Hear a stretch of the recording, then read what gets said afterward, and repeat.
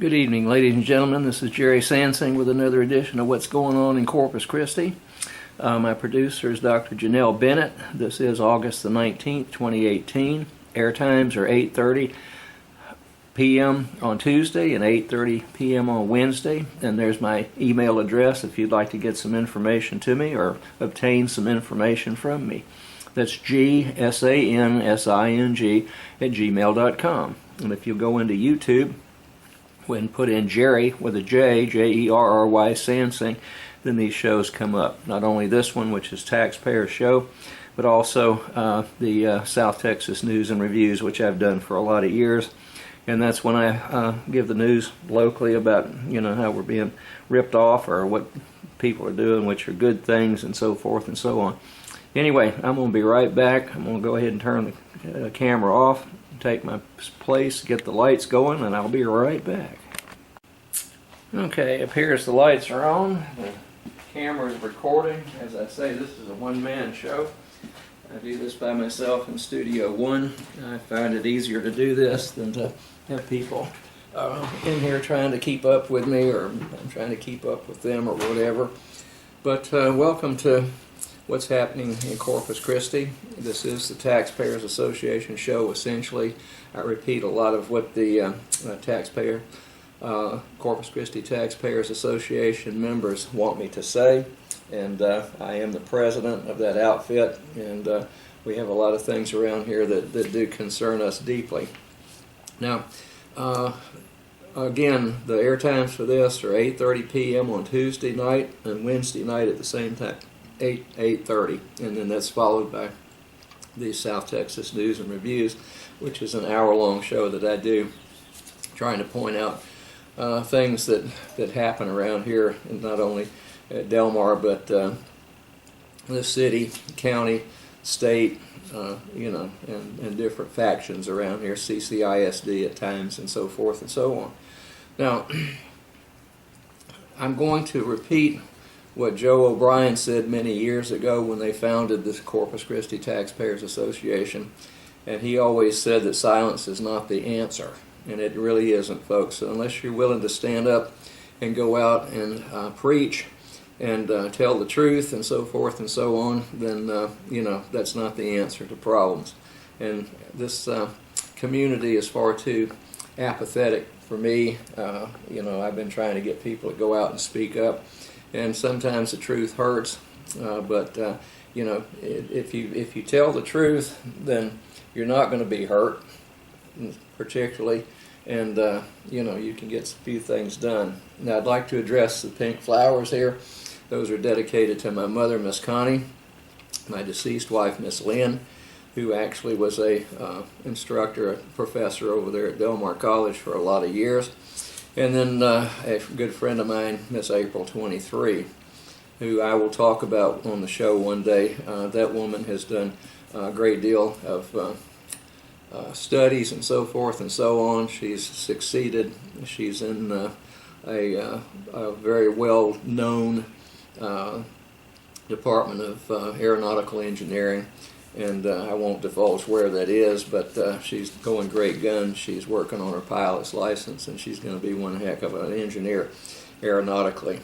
And like I say, we've got her flight lessons going, and she's really done extremely well for herself and for her family.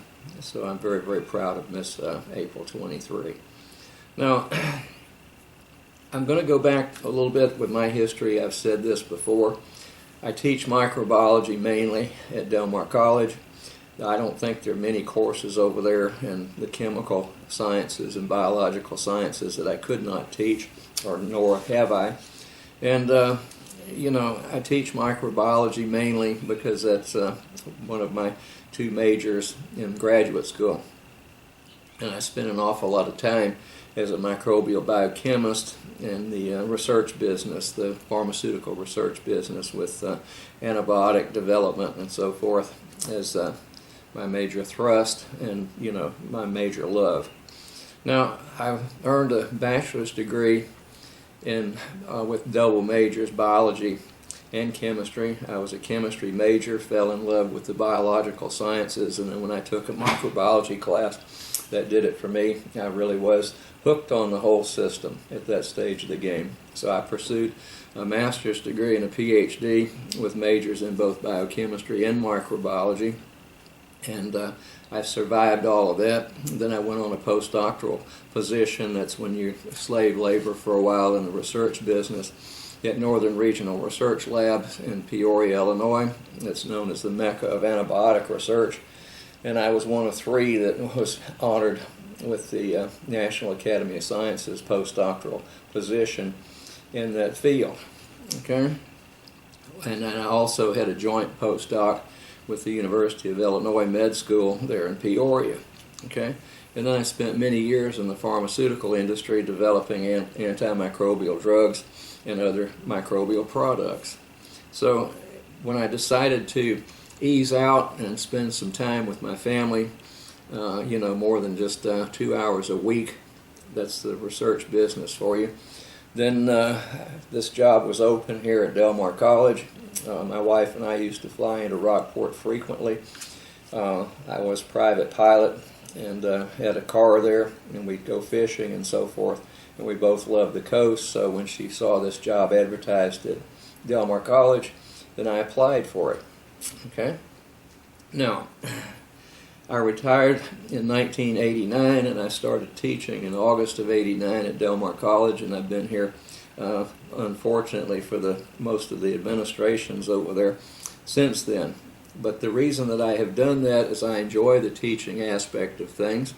I think that I have some inkling on how to teach a microbiology class, either at the microbiological level for majors that go into pre-med, pre-dent, pre-vet, pre-pharmacy, and into graduate schools in various disciplines. I've had several that have come out of my classes and gone into advanced degrees in microbiology, bless their hearts. And I hope I had a little bit to do with guiding them into that. Okay, I hope I know what I'm doing. Okay, now I also have taught chemistry at Del Mar College. I've taught different biology classes. I've taught the cell molecular class, and then I've taught the majors microbiology class, and I've done pretty much, except for one instance, or no, I guess it was 2 courses in the 29 years I've been here. I've mostly been teaching the 2420 class, which is the pre-allied health micro. Now, recently, well, it hasn't been that recent. In the last several years, we have had some new instructors that come along, and they want to change things. Okay, they think they have a big handle on things. I compare my background to some of them, and I'm not going to say how that goes, but I know what the hell I'm talking about. Okay, been in the medical micro business with antibiotics and so forth and other pharmaceuticals for many, many years. So I'm very, very comfortable with that. I've also taught human anatomy physiology, and since I had to take biochemistry classes, then I did take gross anatomy at the University of Illinois Medical School. Actually, I audited that, and I had a ball with that one. So I know a little bit about human anatomy physiology, and that is related to the medical microbiology and other things, pharmacology, toxicology, and so forth and so on. So I'm not going to sit here and put a crown on and say that I'm the best in the world. But let me tell you what my function is as a Del Mar College instructor, professor. I am tenured, and that goes through some of the administrators. They don't know quite how to handle that. But anyway, they'll get over it one day. Now, the reason I enjoy teaching is that when I go through the various hospitals and stuff around here, medical facilities, and some of the dental and other aspects, surg techs and dental hygiene and that type of thing, and respiratory, then I see an awful lot of my former students, and they're doing well, they're making a good living, they enjoy what they're doing, they're professionals, and they are able to provide you out there, taxpayers, with excellent medical care and dental care and other things, okay? So I enjoy that aspect of it, and I enjoy seeing my students succeed in these very lucrative and can be very high-paying jobs. That's what we're all about. But the main thing is to get these students through with the knowledge of what they're doing and how to get it done. Now, I owe you taxpayers out there the very best that I can do to provide allied health and medical, dental, and pharmacists and so forth to this community. Okay? Now, I can't stand second-rate teaching. Now, we do have individuals in this world, unfortunately, that have egos as big as, the planet Mars, and arrogance that you would not believe. And what they do is they think that anybody other than themselves are second-rate and don't know a damn thing about, chemistry, microbiology, and other things. Now, some of those individuals will go out and start spreading a bunch of bovine excrement around, saying that they are the best and that they can go and get these grants, which mean nothing as far as I'm concerned when I'm coming out of industrial research. And I've had grants before with industry. I did have one here at Del Mar College several years ago with Herc Celanese. They asked me if I would provide them with certain chemicals from a biochemical point of view, since they're mainly organic chemists and synthetic organic chemists. And I said, well, I'm not going to go out there and spend another lifetime in industrial research. I'd had my stint with that. So I said, if you'll buy some equipment, I will go ahead and take some students and I will train them, and then we can have them conduct the research under my purview. Okay. Now, I did not change the coursework for the rest of the students that were not on the research end of this. But what we have these days is we have what I consider to be a second-rate teaching program in which we're going to use all of this, quote, undergraduate research, and we're going to ignore the basics of what should be taught and what is sanctioned under the state regulations for common course content and so forth. Okay? So that's just, and I don't understand the arrogance and the egotistical aspects of that, but I've seen it not in industrial research, but I've seen it more in academics. And it still bothers me considerably, and that's what happens at Del Mar College at some time. So what we have is we've got people who will not tell the truth. Okay? They bend the truth, and they think that people are so gullible they're going to buy into that. So Jiminy, you just keep giving old Pinocchio hell right there, because I'm going to be right there with you. And I don't care, sue me out there, individuals. But I'm sick and tired of all the bovine excrement that's being slung around this place just to try to boost egos. Now, I'm specifically talking about a person who went and says that they have all these research grants to do this marvelous stuff. And then I've got trademark Enterosword here. This is a picture of a big chart that's been hanging over there in Del Mar College for several years now, stating that the students over there, along with these professors, one or two of them, have developed a life-saving product, Enterosword. Now, it's also, there it is, trademark. Okay? Now, I have asked, through Public Information Act request of Del Mar College, to see all the research notes on that, and I want to see the trademark application and all the rest of this good stuff. Okay? Now, what I found out was during this time, we have this, like I say, totally egotistical method, and I'm trying to figure out, let's see, this was in July of 2017 in the Business News, okay? And then in here, we have a person holding up a model of a viral particle, and it says, Del Mar College students develop life-saving spray, okay? Their task was to produce a STEM-based solution to a real-world problem in the categories of maker, to manufacture, energy and environment, and security technologies. Okay? And then it says authentic research is embedded into coursework at Del Mar College, one of the first community colleges accepted into the Howard Hughes Medical Institute Science Education Alliance Phage Hunters Program, CPhage. Okay? Now what a phage is, or phage, whichever you want to prefer, these are viral particles that use bacteria as their host cells. Okay, they invade the bacteria, they replicate, and then they lyse the bacterial cell. Okay, so they're called bacteriophage because when the people first observed this, they thought something was eating up their bacterial cells in their culture work.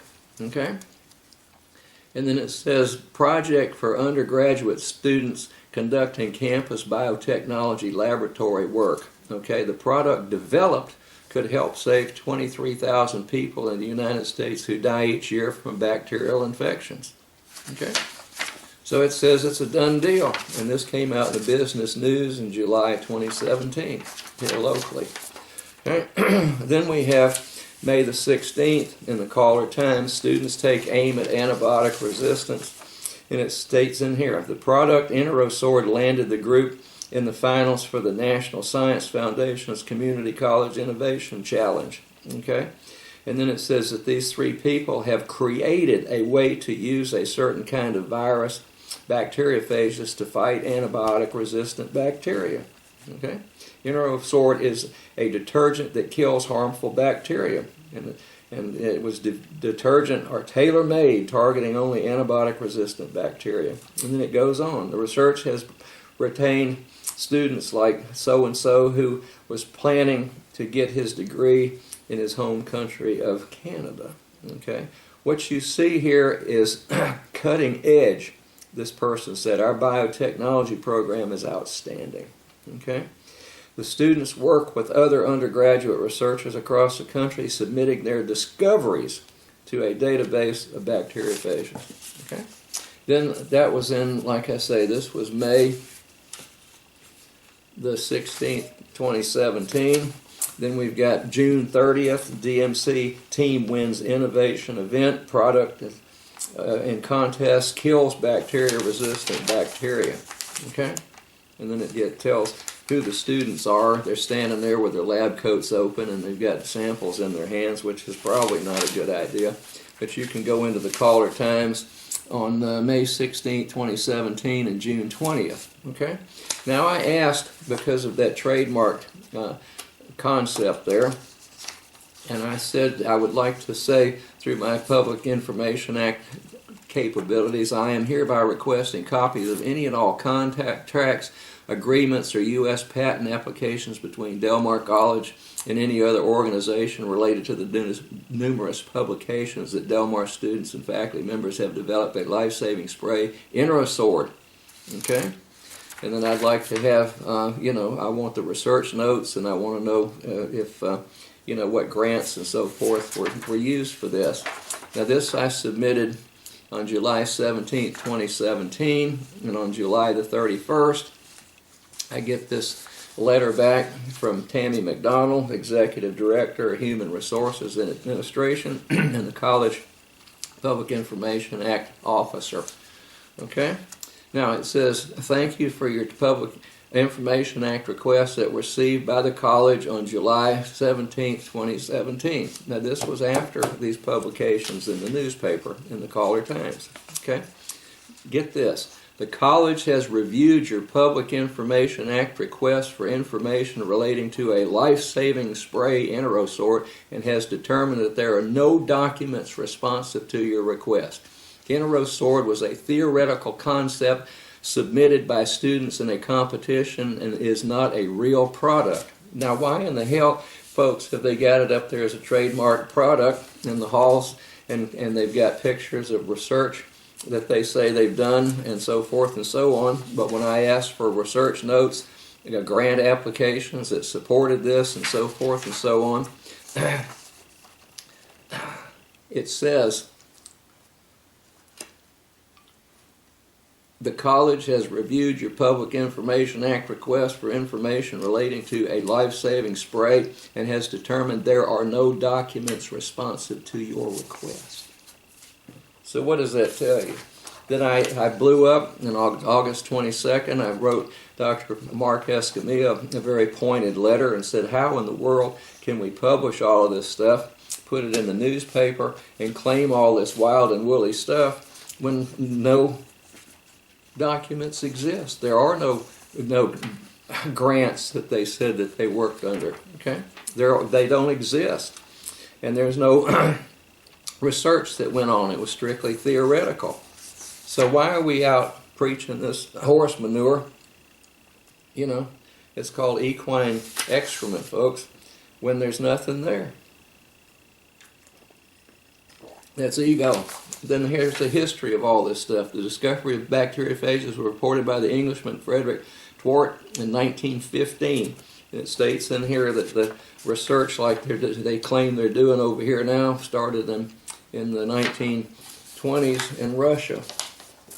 There's article after article on that one. Okay? And then using viruses to kill bacteria. These things go back into 2008. This is not a new theoretical process. Now what I want to do is we are changing the curriculum over there. When people are taking over some of these classes, they do not conform to the state mandated stuff. So here's a copy of the Del Mar College Instructional Program Review for Biology for 2016-17, which was finished up on July 31st, 2018. We've got 4 biology professors over here, 1 chemistry professor, and a person from Texas A&M University Corpus Christi. And this went to the department chair, Dr. Southard, and to Dr. Gene Halcomb, who's the Dean of Arts and Sciences, and Dr. Beth Lewis, who's provost. Okay? Now in that report, I've got some information for you.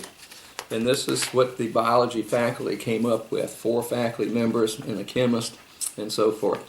1 biology faculty member obtained a grant on phages for a certain number of years, which requires tying up his grant with a biology course or courses. Now, I've asked for the grant, so, you know, it doesn't exist. And without knowledge of the biology faculty, this faculty member was allowed by the administration to tie up the courses he is teaching with the grant, including Biology 1406, 1407, 2421, and lately 2420. Now, 1406 is a cell molecular class, majors in biology class. 1407 is a diversity where you go in and you look at different types of organisms, from plants to bacteria, you know, to fungi and so forth and so on. He has been given one of my 2421 sections off sequence, and I do know that the laboratories and the course content are not standard, and I've never been consulted about that. And then I do teach the 2420 class, which is pre-allied health. And now he says that he's going to go ahead and upgrade and revamp that and make it a case-based course that he knows better than anybody else in the universe and anybody in Texas on how to go ahead and set up a pre-allied health microbiology. And I'm sure they'll be out putting this crap on the board that they have developed this and find out that that's hogwash. Okay? As such, the scope of laboratory activities in these courses was centered on the activities stipulated in the grant, in complete defiance of the ACGM. Now, the ACGM is the Texas Higher Education Coordinating Board Academic Course Guide Manual, which states that there should be common grounds in all the courses that are taught statewide, so that everybody coming out has a feel for the same information. Okay? All right, this event prompted the rest of the biology faculty to express major concerns in the management as well as implementation of the biology courses curriculum, especially in the 2 foundation classes, which are the 2 basic freshman classes in biology, the majors biology 1406 and 1407. Apparently the biology faculty orchestrating these changes sought by the approval by a higher office to allow changes to the scope and nature of the laboratory activities and therefore the curriculum revision clandestinely. Okay? The lack of transparency has caused animosity that impacted negatively the collegiality among members of the biology faculty, and that's true. Now they repeated that same essential verbiage a little bit later in here, okay, under the biology 2421 micro class in particular, and then the biology 1406 and 1407s. Okay, now if you take a look, then the state, through the Texas Higher Education Coordinating Board, is the one that puts out these guidelines. So I've looked at those, and then what we have are certain learning things, you know, that need to be done, learning activities and so forth in the courses. Then, to make a long story short, I'm going to cut it back. Here's the document right here. This is the state, and it states quite clearly what should be taught in both the laboratory and lecture components of these biology classes. And it goes through all of the community college courses. Okay? Now, if you take a look at what's happened is I have expressed myself saying that I hate to see the downfall of a microbiology program, because when I've got people coming out of these basic classes, they have not had cell molecular the way it should have been taught, because we do this bacteriophage theoretical crap, I guess is what it's called. You know, that's the one where they come out and say they've got this enterosword, but there's no background for it, there's no research, no grant. And they do state that the grants were from, I think, National Science Foundation, the USDA, and some other people. So, you know, is that being honest and truthful? And then they say that they have developed a trademark product, which they can't. There's no trademark. It's all theoretical. Okay? Now, what does that do to students, folks? Does that instill in them the honesty of things? Now, and then now that we have two other people teaching the pre-allied health class this fall, all of a sudden, then here is my esteemed, after he saw this, department chair and the dean, I so assume, and the vice president of the college, the provost of instruction, then now they want everybody that's going to teach that class to go in, and they need to have 5 SLOs, that's student learning outcomes.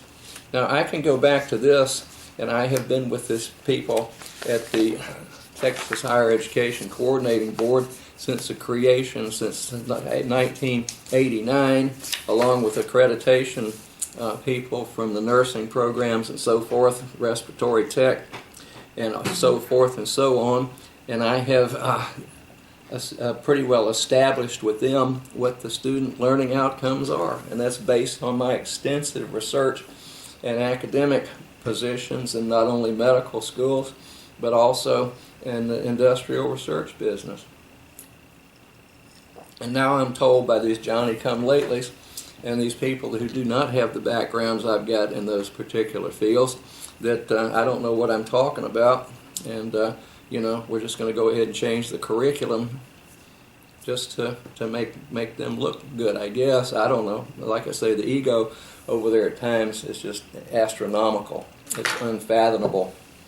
It's exponentially out of line. So anyway, I've said what I needed to do, and I hope you taxpayers will go ahead and back me up. I don't know that you want people over there as your students and your family members and so forth and so on, and people coming through the allied health programs and courses that really don't have a grasp of what they should be learning. Okay, but one guy knows. Anyway, I'm going to shut it down and show you the roses, and then I'll be right back. Okay, I like to tighten up on these roses. Those are absolutely gorgeous, folks. That's Miss Connie, Miss Lynn, and Miss April 23. But if you're tired of this crap going on at Del Mar like I am, you know, I've been there for close to 30 years. This is my 29th year. Write and call your Board of Regents members or Dr. Mark Escamilla, the president, and give him a piece of your mind if this bothers you as much as it bothers others. So I'm going to say goodnight and take care.